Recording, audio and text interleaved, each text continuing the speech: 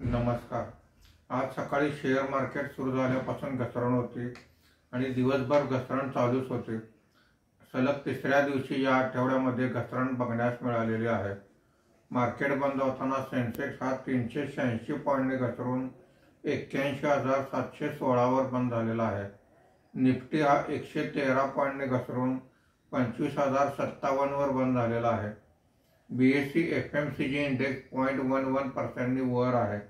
बाकी सर्व इंडेक्समध्ये घसरण झालेली आहे. BSE mid cap index 0.85%, BSE small cap index 0.50% खाली आहेत.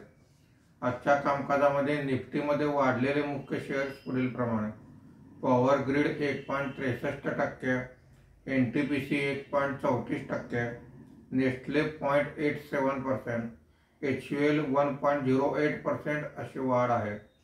आज निफ्टीमध्ये घसरलेले मुख्य शेअर्स पुढील प्रमाणे: Tata Motors 2.62%, Bharat electronic 2.23%, Wipro 2.02%, Jio financial 1.86% असे घसरण आहे.